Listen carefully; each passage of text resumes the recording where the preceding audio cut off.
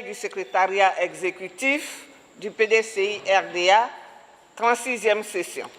Le 36e Conseil du secrétariat exécutif du Parti démocratique de Côte d'Ivoire, Rassemblement démocratique africain, PDCI-RDA, s'est tenu le jeudi 12 février 2026 de 14h40 à 18h10 à la maison du parti sous la présidence du ministre Yapo Caliste, secrétaire exécutif en chef du PDCI-RDA. En examinant son ordre du jour, le Conseil a partagé des informations générales, analysé l'action gouvernementale et l'actualité nationale et entendu deux communications.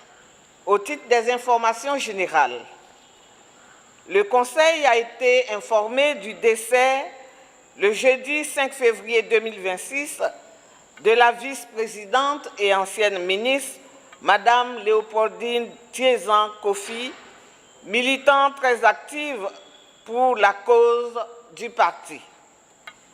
Dans un communiqué publié le 6 février 2026, le président du parti, le ministre Cheikh Tidiane Thiam, a rendu un hommage appuyé à l'illustre disparu et exprimé son soutien à la famille éplorée.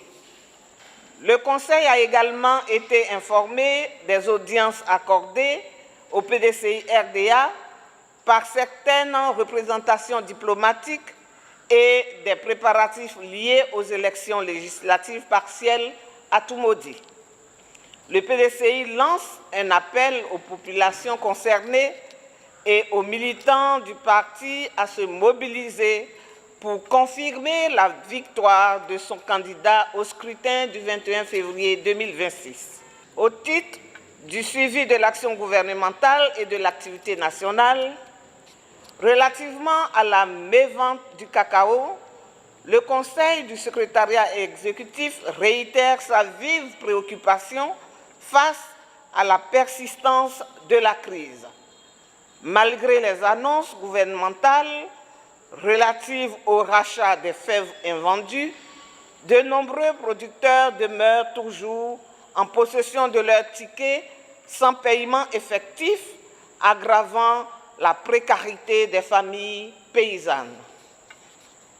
Le Conseil déplore en outre la réponse essentiellement répressive apportée à cette crise, marquée par l'interpellation puis la libération de responsables d'organisations de producteurs, et condamne toute tentative de criminalisation d'acteurs agricoles déjà durement éprouvés. Il appelle le gouvernement à privilégier des solutions rapides, transparentes et concertées, fondées sur le respect des engagements pris envers les producteurs. Relativement aux opérations de remblayage de la lagune dans certaines communes d'Abidjan, le Conseil du secrétariat exécutif constate qu'après plusieurs mois d'alerte et de dénonciation sur les réseaux sociaux, initialement accueillis par un déni, certains membres du gouvernement ont finalement effectué des visites de terrain. Cette réaction tardive demeure cependant en deçà des attentes.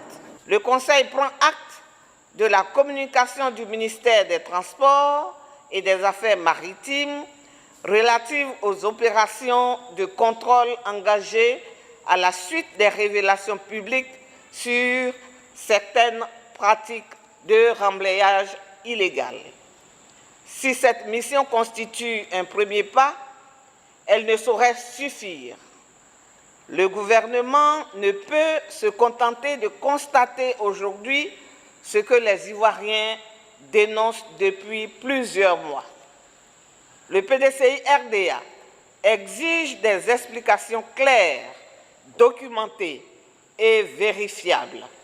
Le PDCI-RDA demande l'identification précise des auteurs et des éventuels bénéficiaires économiques, ainsi que la clarification des autorisations administratives qui auraient été délivrées. Le PDCI-RDA réclame également un état détaillé des sanctions engagées, qu'il s'agisse de poursuites judiciaires ou de mesures disciplinaires contre des agents publics. Le parti s'interroge sur la défaillance du dispositif de contrôle qui conduit l'État à découvrir en 2026 une pratique officiellement suspendue depuis 2023. Le PDCI-RDA demande que les responsabilités soient établies et que les sanctions éventuelles soient prises. Le PDCI-RDA demande la publication de la cartographie exhaustive des sites concernés et la mise en place d'une commission d'enquête indépendante associant experts environnementaux, urbanistes et représentants de la société civile. Le PDCI-RDA ne peut accepter une communication de circonstances en lieu et place d'une véritable politique de prévention, de contrôle et de sanction. L'État ne peut rester spectateur d'une artificialisation anarchique de l'espace lagunaire. Il est important de neutraliser les risques d'inondation et la contamination de la nappe phréatique. La protection du domaine public est une obligation et non une option. Au titre des communications, la première communication est relative au bilan des 100 premiers jours du ministre Yapo Kalis en sa qualité de secrétaire exécutif en chef du PDCI-RDA. Le Conseil note qu'à sa prise de fonction, le secrétaire exécutif en chef avait annoncé des innovations majeures tout en plaçant son action sous le triptyque présence, proximité et performance. À cet effet, les sessions du secrétariat exécutif sont désormais dénommées Conseil du secrétariat exécutif. Ainsi, 9 conseils du secrétariat exécutif ont eu lieu et ont permis de traiter des sujets importants touchant la vie du parti et des Ivoiriens. Le Conseil a adressé ses vives félicitations au secrétaire exécutif en chef, M. le ministre Yapo Kalis, pour la nouvelle dynamique imprimée au fonctionnement du parti. Une communication détaillée sur le bilan des 100 jours sera faite dans les prochains jours.